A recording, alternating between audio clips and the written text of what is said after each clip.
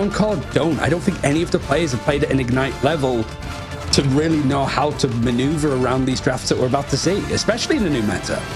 We'll have to see how they land here as we're heading on in Qadsiah. What most teams have said have been one of the teams that just get it. When we've always talked to them, they just say that Qadsiah understand the meta. They always are cooking. They always have creative ideas.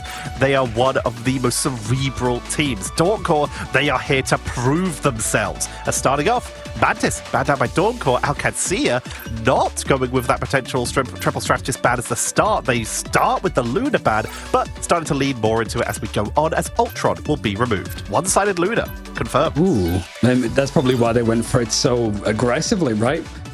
Those early non-mirrors, maybe before in like stage 1, you'd sort of think of it like, if one side is Luna and the other doesn't, that seems to be pretty much it. But there's a protection over from Qadsiah for the Magneto. They banned out the Psylocke, and it sort of means that like if the Emma Frost comes through, it's going to suit them just a little bit more. But now the band's coming in together, one-sided Magneto means that I feel like an Emma Frost Protect might be considered here for Qadsiah, because you don't want to lose out on 2 strong vanguards, but you do have so many other options as well.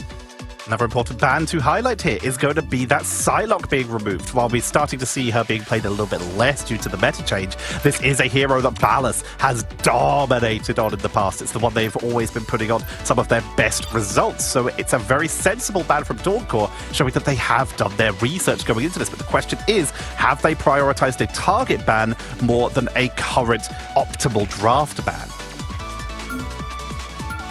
Torch going to be taken out against Qadsiah, who are much more focused on strategists. In fact, that's the only thing that they've really touched on character-wise.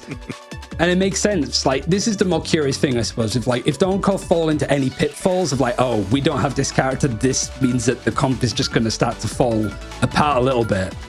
And Qadsiah very comfortable to deal with it. They've probably had a lot of scrim experience as well. That Cloak and Dagger is protected by Dawncore. Cloak and Dagger, someone who's kind of dropped off a little bit at the start of the season. We haven't seen her much in any of the regions, really. We did see a little bit of her in that last series. But a save on it is very interesting, considering when you look at the bans, it's mostly the triple strategists have been taken out. Guess just try to prevent the really massive closeout on strategists, try and give them at least some more options. A Rocket is being hovered here by Dawncore, but again, this might be for rollout, same with Maluki. Yep, Milkboy on the Penny. This is likely going to be a little bit of rollout pre-armor using that Rocket network combo. Punisher as that final ban coming in too is, I wouldn't say it's too surprising. Punisher is still good. It's almost just that extra little bit of flair at the end, really. Maybe there's just something in the draft that they feel like having Punisher against us is going to be a little bit rough, but I don't know if it's really like standing out that much to me. I think that this is going to be a hell of a series, potential free mapper. It really is just a case of if the hype behind these teams really lives up to expectations, because if people behind the scenes that have been glazing both these squads are right, we're in for a hell of a game. This has been the one that a lot of people have been excited about. Let's see about the execution. I'm seeing a Phoenix being hovered there. Plenty to do there. Looks like a Groot. And this is one of the big reasons we might have seen that Punisher being targeted. When you look at Punisher, here are some of the things they excel at. Being able to counteract Groots, although one team just swapped off it. Being able to burn through those walls very quickly, targeting onto stuff like the Thing or the Hulk due to their massive hitboxes. And of course, the ability to burst through triple strategist lineups, with Final Judgment being one of the highest DPS output ultimates in the game. We are actually seeing a Rocket being rolled out here by Maddie 1v9, giving Treeman that little bit of extra support, and of course being able to dash to Treeman if they need a quick escape with the team up. A quick escape is something that Venom really thrives at, and you've got a bit of support from Tilt when he's playing up the Jeff with that team up, so it's maybe just characters that we haven't seen all that much of, certainly over on the Domination game modes, and it is the Jeff that actually finds the first pick over onto Matty, so the Vera back means he's not going to be back in time at all, actually. Somebody else must have gone down first. Sharks eat raccoons, confirmed, pushing on in, trying to get to the point. Ballas gets the double, and Qadsiah take a dominant first fight, one by one, picking apart the members of Dawncore, removing them from the board. Maddie going down so quickly means that BRB disappeared. No one could revive from it, and that's the power of Tilt and Kaya on the flank, just causing so much pressure, giving all the space for Ballas. This is an Qadsiah, just your backline is not safe. You need to panic. Oh no. You can't let them just have all of that freedom as well. Rage of Ultron is going to allow Qadsiah a bit more of a forward lean. They have control of the objective, so if they can force out ultimates here, it's going to be nice because they're winning this fight cleanly anyway. But also now Dawncore, if they want to retake this space, they have to use ultimates to try to get through like this very aggressive hold from Qadsiah. Never mind fighting on the actual objective itself. The Hellfire Gala seems to be fully in control of Qadsiah at this stage as they build up more ultimates. They did use a Feast from the Abyss to control this. But Dawncore, they have one of the biggest ultimates to try and turn team fights. If Qadsiah overextend and position just incorrectly, that straggling prison from Groot can turn the game on its head. Not going to matter though if no one's there to follow up as Kaya, Maluki, Star-Lord, Ballas once again clean them up here. It's another hole in the spawn. Down goes Tree Man to get finished off as we hit 62%, and Dawncore haven't really touched the point since the first round. Yeah, swap over to just sort of Strangled Prison, not really being able to get too much easy cleanup for Qadsiah, and it's similar to what we saw from Citadel earlier of just you're sat on so much that you don't even really need to use.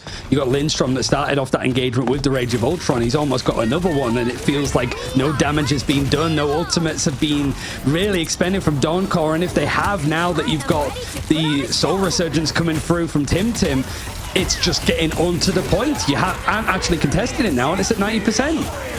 Phoenix and Sonic Inferno onto the point to try and set up with that with that Cosmic Yard Amplifier for the damage boost. It's Jeff, finds the Invisible Woman. One Invisible Flea tilt, flee! Right off the point. Invis going to try and jump back on, but cannot reach. Is sent off the side. And Qadsiah taking them down with 3 members of Dawncore already taken off. It's now just the timer ticking down piece by piece as the life drains from the members of Dawncore. Qadsiah reportedly back in to make sure that they secure this as they finish off the point and claim round number 1 of map 1. Those bans that came in from Qadsiah, you know, taking out the Luna, taking out Ultron, taking out Jeff. You feel it when you're watching Dawncore try to play triple strategist when your backline is like Mantis, which is one of the best for it, yeah. Invisible Woman, okay. And then it's like Rocket. And then you're not switching off of the Rocket. It feels like, yeah, you're pretty much out of options if you want to try and run this. So Qadsiah might have just won it off the draft alone, just being able to go gung-ho on the strategists as much as they did.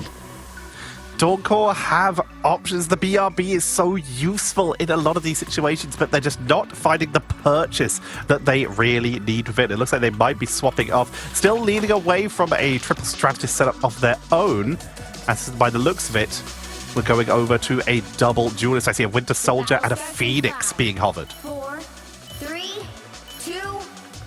And being flexible is going to be key. So far, these domination game modes, these maps that we've seen, granted it's only 2, have been very much a domination on one side. Haven't really seen the point switch over once it's been initially taken. So if Dawncore want to go in, they have a good chance to, and an invisible boundary to sort of draw that line in the sand. They want to be contested it, but I think Kaya over on this Venom, looking to drop down and jump in as soon as he feels like he's got some support from those duelists. Making their way forward onto the point. We do in fact see a 2-2-2 from Dawncore. Venom diving onto the point immediately to the backline. We're going to try and take advantage of the fact that there is a little bit less healing than on their own side. Has the healing from the Jeff Bubbles, who tilt just following them down here, causing chaos while the continuous harassment from Ballas. But Ballas is the first to fall in this fight. They need to get Zapatek or someone in order to make sure that they can capitalize and try and claim this point as Kraken Impact coming out early, and this time Maddie will be the one to take this just off the rocket onto the Winter Soldier. Is able to take control, and Dawncore get their first percentage.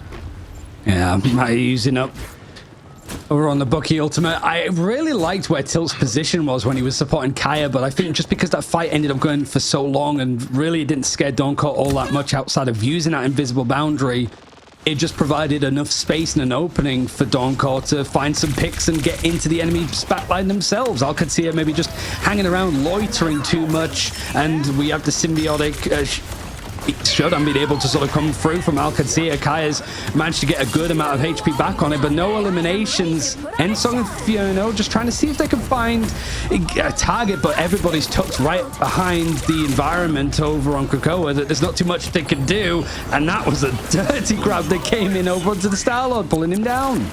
Jeff trying to get out of there, releases their own teammate, taking Cloak and Dagger far away from this fight. Zapatek was able to weaken down multiple of the members on the side of Qadsiah by blowing up that bonus health from the fate of both worlds. Here comes Milk Boy with that silent seduction to try and set up, to try and give them some space, but Qadsiah, they're actually falling a little bit early. Kaya goes down, but finally they get the double as Lindstrom is able to find Zapatek. There's another double, and the momentum is shifting. Qadsiah, they looked a little bit rough at the start, but they've already brought it back with the quick rollouts, bringing Ballast back to the fight so quickly after being taken down, thanks to being on that Star-Lord, means that as long as they have that triple strategist sustained, then they're basically still 6v6. They just have to wait for like 5 seconds.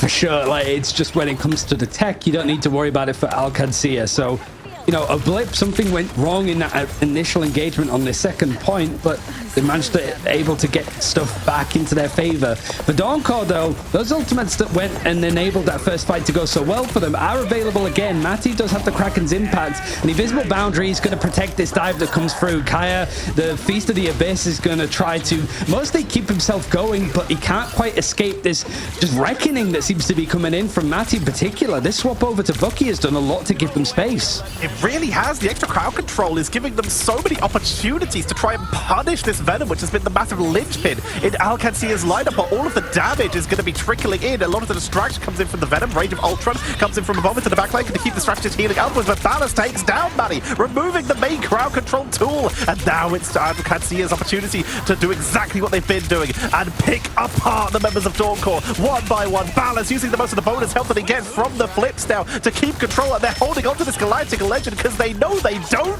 need it. One by one, Dawncore begin to fall. And it felt like Dawncore were more just holding on for their own sake, right? That they were like, okay, Maluki, she's just used the fate of both worlds, so we might be able to go in off the Silent Seduction from Tree Man or the Meteor M End-Song combo.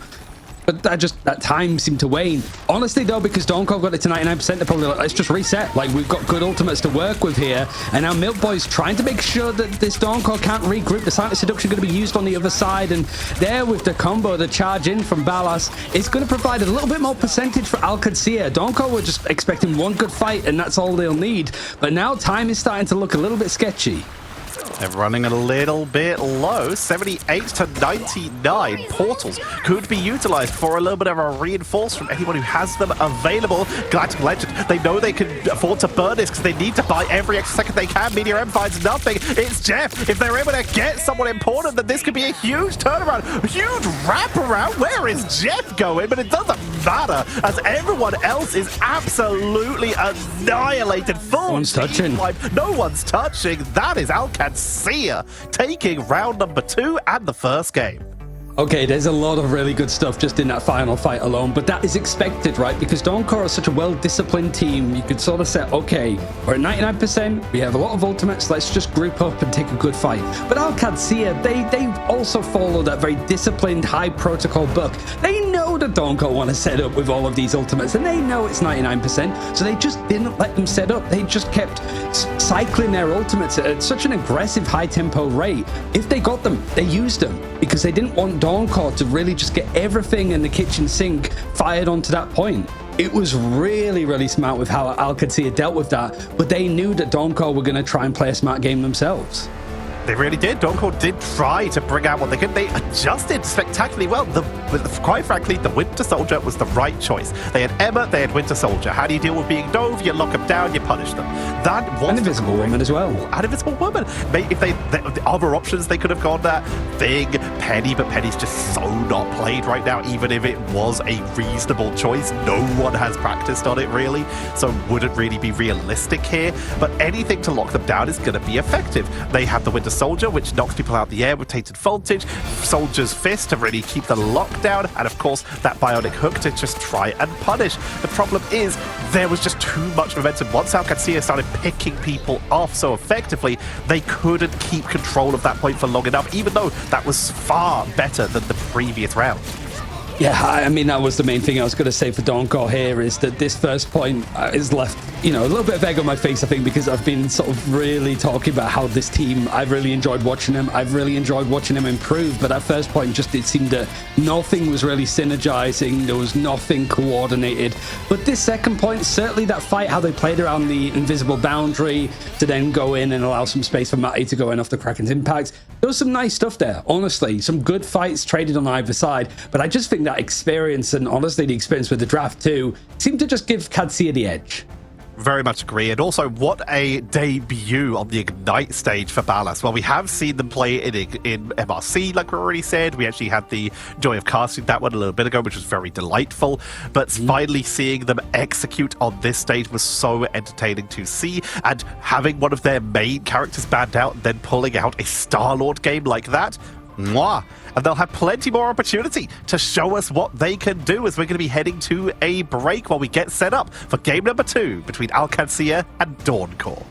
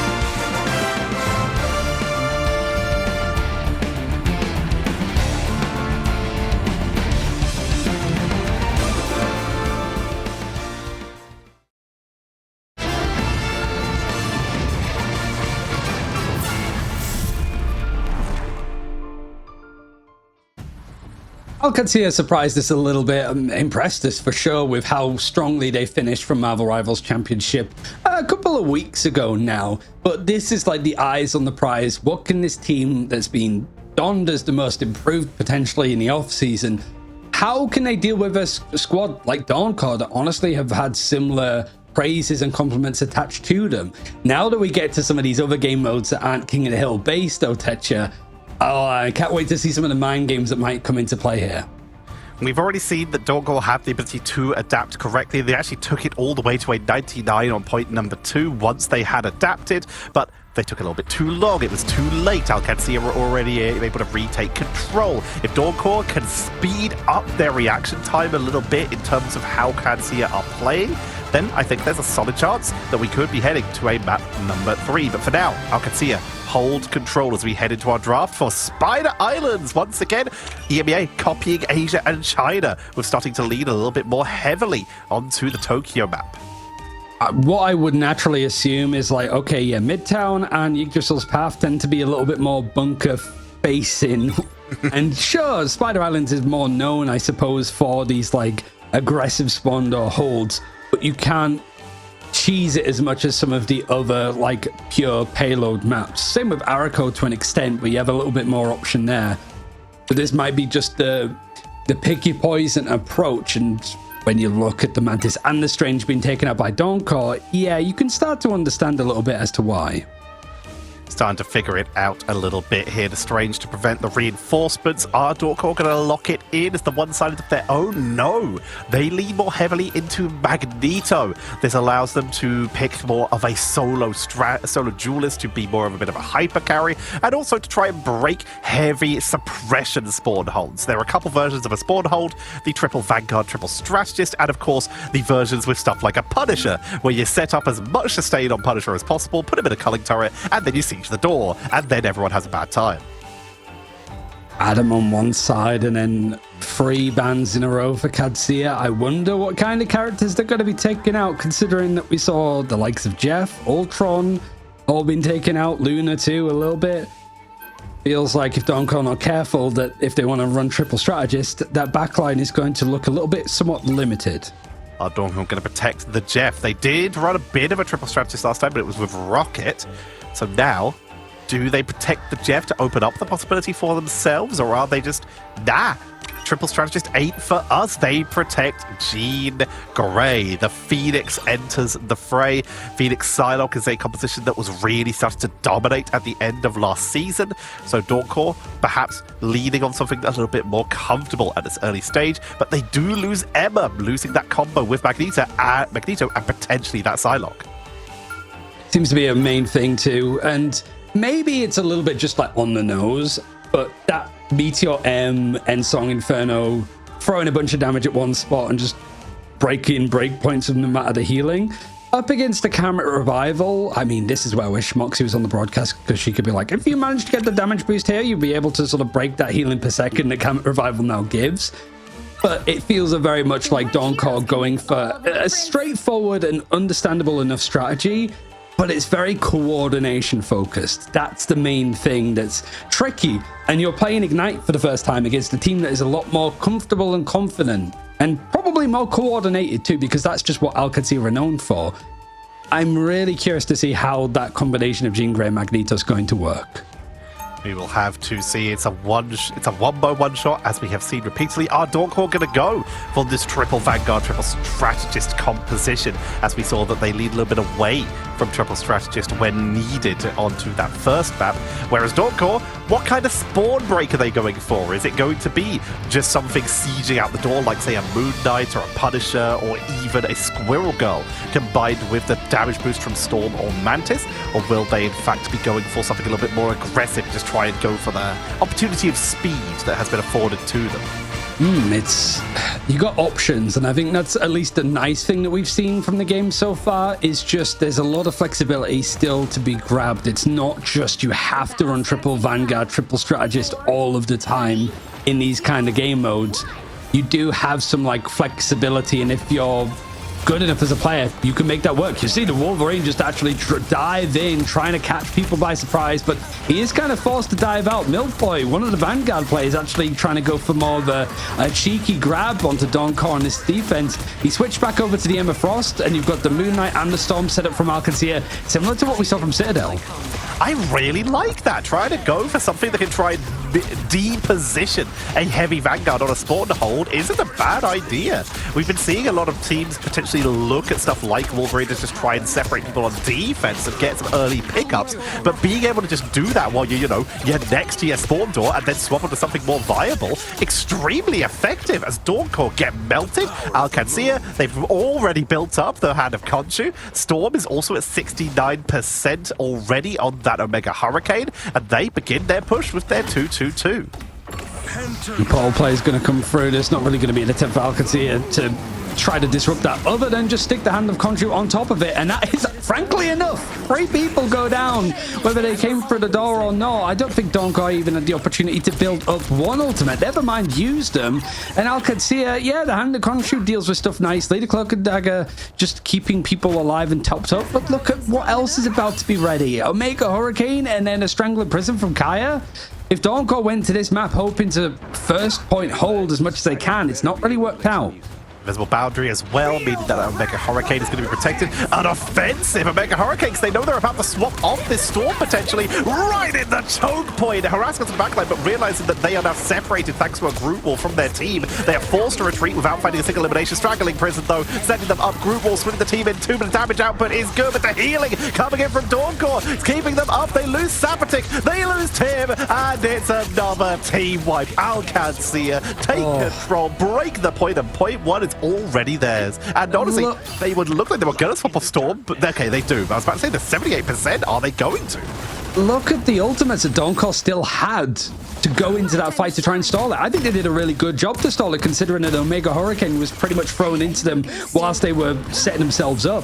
But you go down when you have a Strangling Prison, a Kraken's Impact, and a Meteor M, and it was literally just Tree Man just got eliminated as he got that ultimate online. It's just, again, narrow margins that Qadsiah have suffered from when we've seen them play up against Virtus Pro. But now the shoe's on the other foot. Dawncore, they have the setup, but they don't have the execution. 3-man Straggling Prison coming on in. They're going to try and make something happen. Hand of Khonshu and the Silent Seduction came on out. Tim is taken down. And Dawncore, even though they're the one who picked the engage, they still are losing 1, 2, 3, 4, 5, and 6. That is Qadsiah continuing their walk towards that Temple of the Master Weaver. It's looking a little bit like we might have lots of one-sided games in these first openings now. Dawncore under a lot of pressure to try to right this wrong, and they have the tools for it. That's certainly the case. I think the invisible boundary can set up where you want to take this fight in particular, but the Meteor M is going to be the thing that starts off this fight.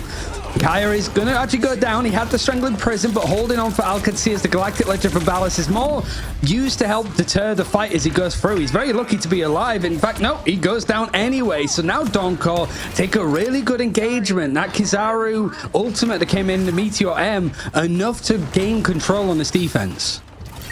Finally, will Tilt swap off of that Moon Knight, or are they still very much appealed by Tree Man on the group? Nope, they move over to the Winter Soldier of their own, looking to try and catch someone out of position, ping from a distance. There's no flyers for them to try and pick out the air here unless you count the Phoenix, who will enter the air for free flight temporarily with that E ability. Kaya creeping forward to the Straggling Prison of their own, looking to try and catch the members of Dawncore out of position. It's the Groots versus the Groots, and actually 2-2-2. We don't have triple strategists for once, as the Eternal Bond is going to be the thing that starts that fight. More turning the players around from Qadsiah, and it provides some space for Dawncore to just cut through. This is feeling a lot more comfortable. Now they found their footing. You could maybe say that it might be too late with the damage that's done. You don't get stuck on the first point, which seems to be the way to go. But Dawncore not only winning out these fights cleanly, but they're cycling these ultimates so they always have something. Qadsiah, however, spamming up ultimates themselves, almost at 5. They can try and go for a big hyper push with Kraken Impact, Straggling Prison to just try and wipe people off the board. But Dawncore, they are set up with an Omega Hurricane, sorry, with the Phoenix and Song Inferno and the Strangling Prison. They have their opportunity to try and make something happen. Soldier's Fist into Kraken Impact, and Tilt pulls the trigger. Enzo Inferno comes out. Tree Man has turned this around, and Tilt is all alone. They pulled the trigger, and this time it's Dawncore who shuts them down. Oh, it was A little bit scary for Dawncore because he didn't have those strategist ultimates to sit back on, and Qadsiah were built up 3 ultimates that they threw in going after Strangling Prison, and there was still just enough support to keep themselves alive. The Visible Boundary is going to be in hand for Dawncore to play around, and Kizaru, one of the main players to turn things into a good defense for Dawncore, has got another Meteor M. So there's plenty to go into this fight, and time is starting to get a little bit more uncomfortable for Qadsiah. Meteor M is so potentially important here.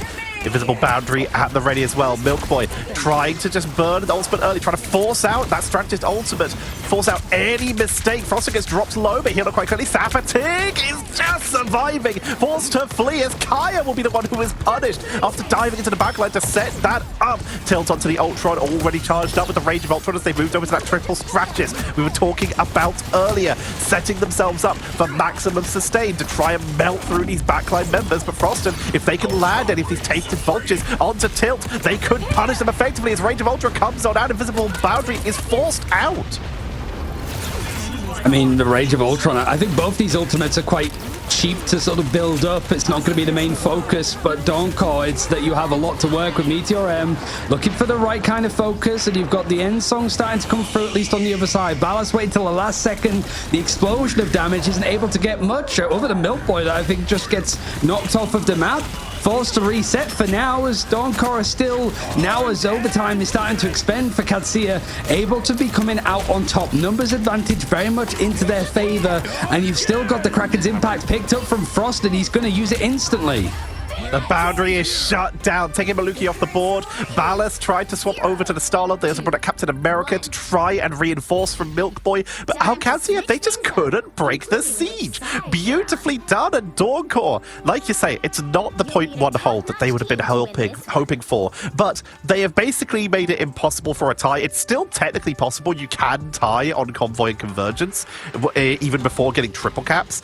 But the odds have become basically impossible. Dawncore have done everything in their power once that first point was taken down to give themselves the opportunity to try and get on the board. What a recovery. Like you said, that first round in the previous series, you start to worry, and suddenly Dawncore have locked back in, recovered, and are starting to show just what they can do. Yeah, I mean, when you play up at this level for the first time, nerves are going to be like a big impact more than anything. But as soon as the stuff that you've practiced and the coordination that you've been working on for a good amount of time, if you're Dawncore, as soon as that starts to prove dividends and you win some of these engagements against a good side from Qadsiah, then you're going to start to really get things going. Things are going to feel a lot better. And it's suited them a lot more since they've gone back to 2-2-2. Granted, I think it's more of a case of both teams being forced onto it a little bit. The problem, I think, however, is for Dawncore not being stuck on this first point, because that first point hold wasn't good enough from them. They need to hope that Qadsiah make the same sort of mistakes. Making their way out. Kaya up on the high ground. Ballast has moved over to the Adam Warlock. They do seem comfortable on triple strategist Qadsiah, as we know. Here comes the Venom for the defense. Got to be careful though as Frosted on the moon. They have chosen triple duelist to break it. Not even just going to rely on just the Storm and the Moon Knight. They want that extra Punisher as well for Sapatic. Is more just a sustain in this fight for Kaya. Like we saw it on Domination, like it's taking too long to get a pick, but here it doesn't matter if he gets a pick or not. He's just going to keep trying to stall out. You see him go down to low health, but he's able to get some of that overshield from his E ability, and he's still just making sure that even if Dawncore, they're starting to, or Qadsiah even picking up a lot of these fights, that it's still being stalled out in the end, and Kaya's done a terrific job on the Venom to just not go down. And that's rough news for Dawncore. They are still going to try just to overwhelm this with DPS. Honestly, I think you abandon at least one of these. Sapatic perhaps off the Punisher, I think, to be swapped for that Winter Soldier again to try and deal with this menace Venom. Here comes the Conflict Guard Amplifier from Maluki. Meteor M to the backline. Finds Tim on the wraparound. And Qadsiah continue to pick off the members of Dawncore till almost gets dropped but does survive. And they still have Karmic Revival, Ryan. They've got the team ups and stuff, not even looking where the Meteor M was going, and now Dawncore, it's a big step, it's that final judgment, and you start to see things working in favor. Bring back though for Lindstrom is going to Comet Revival everybody else back up. So even though that was a good fight from Dawncore, Qadsiah have pretty much nullified it completely. Dragon Prison comes on out, holds them in the doorway though. It's the opportunity. Tree Man making it happen. Frosted, they've broken through, and the Comic Revival is just keeping people coming back. Ballas is the second revival. They do go down, but the members are still trapped in that same building, getting picked off one by one. The clone on the first revival was good. The second revival though is caught in the choke point, and Dawncore have found an opening. I didn't think that was physically possible. And it's also the low-key copy in the Adam Warlock Comic Revival, so you have 2 in a row. So don't need to team wipe them 3 times in quick succession. Ugh. I need to sit down. Like, ugh, that's vile from them. But Kaya is just straight back into the fight. The rollouts are so good on this map, and he's good enough as a Vanguard to just keep being irritating. Dawncore have had some really clean engagements, but it's still not good enough. And the distance throws from tilts. It's just from downtown. Qadsiah is still stalling this out. 1 minute and 14 to go. Frosted has a hand of Khonshu, but you might as well just reset. You're going to get focused down, picked off, leaping away. They go down. 1 minute to go. Dawncore, what do they have? They have Kraken Impact. They give up on that hand of Khonshu so that they can try and recontest this. They have Invisible Boundary, and now they know that it's all about the team fight. They are not going to be able to break through this with overwhelming Moonlight damage. There's too many flanks. It's all about one solid team fight without all of your ultimates. And how much of it is going to be Lindstrom getting away with a copy over onto Ballas? You've got 1 Comet Revival potentially, so even if it's a perfect fight from Dawncore execution-wise, if you don't take out the right targets, it's not going to matter. And it might not matter if you're just not winning the fights head-on. The Invisible Boundary was just put on the cusp, which meant that Kaya could get a pretty clean fight over onto Sabotage that had the final judgment. That could have been the difference, but with 20 seconds left, he has to rush back.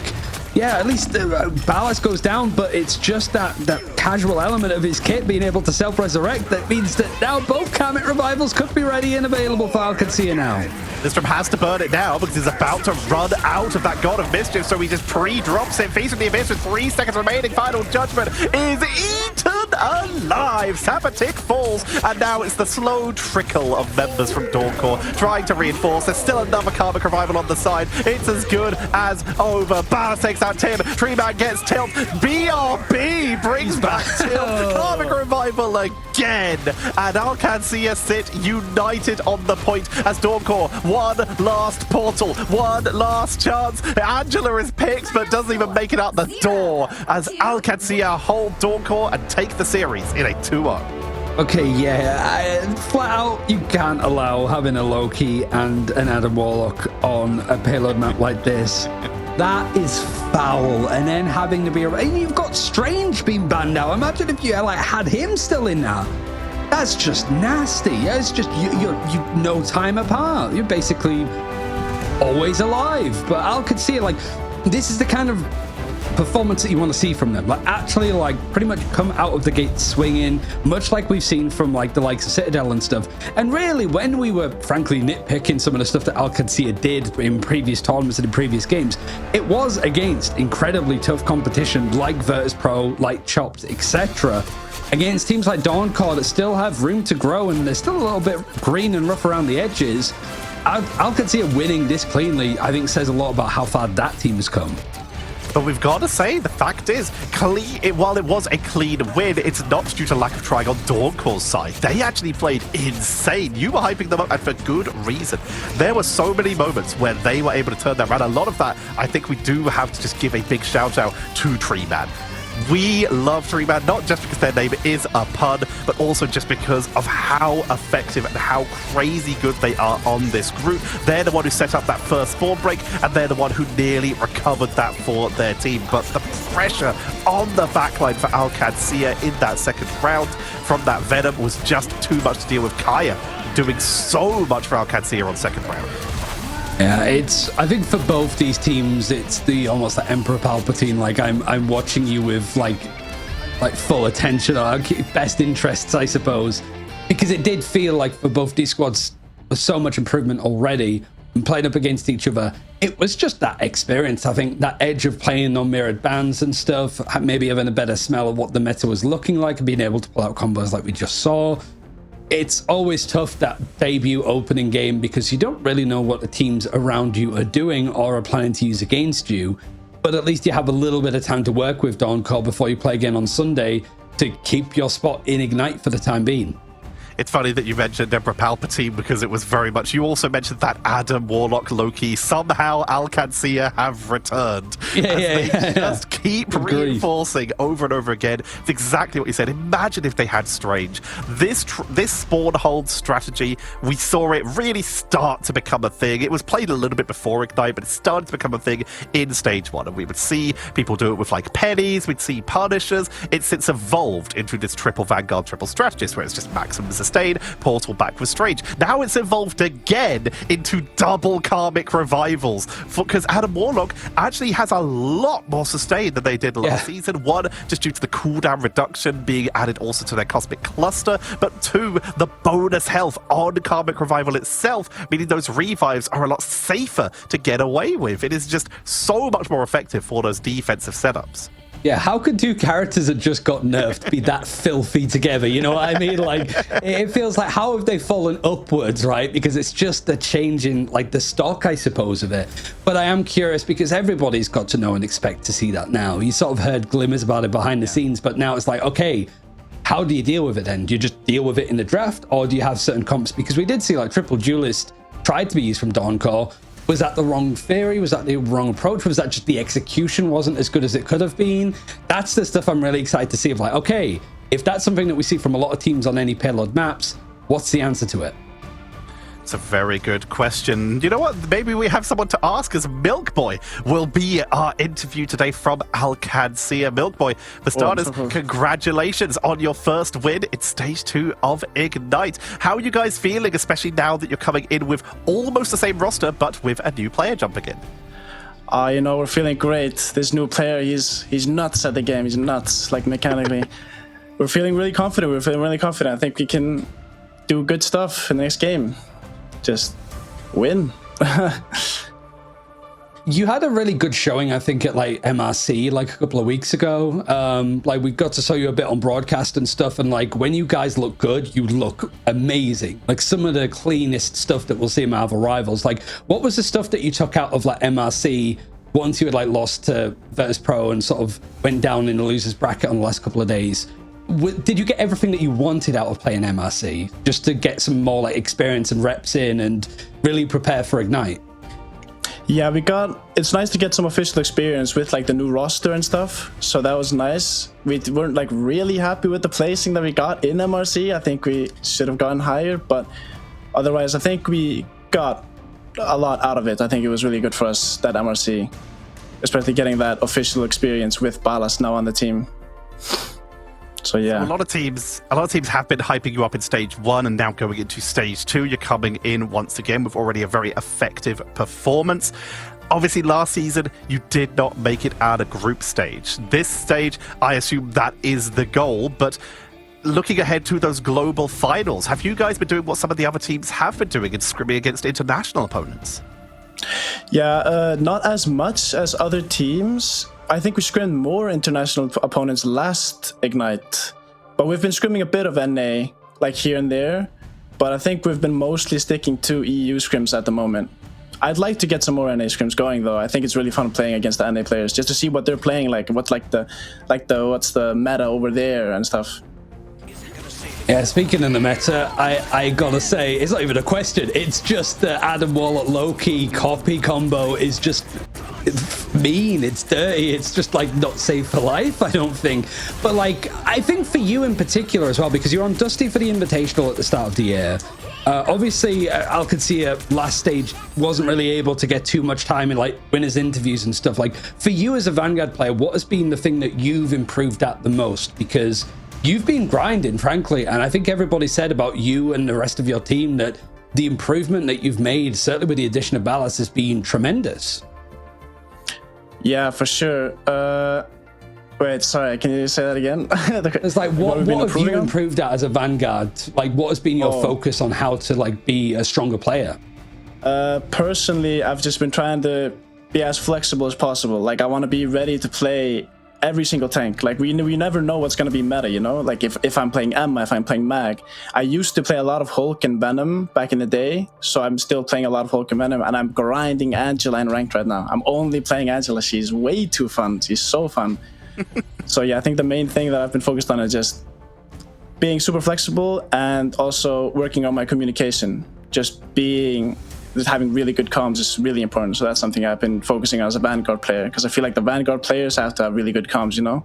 Because they're a lot of the time like the IGLs are calling what space you want to take and stuff. So yeah. So if we have a look at the fact that you are at Group B, you move on in your round. Your next opponent is either going to be Virtus Pro or Vice. Do you have a preference for them or any words for either of those teams as we prepare? As you've got a rough group with Virtus Pro, Vice, FaZe, Na'Vi, just to name a few. What do you have to say for your opponents in your group?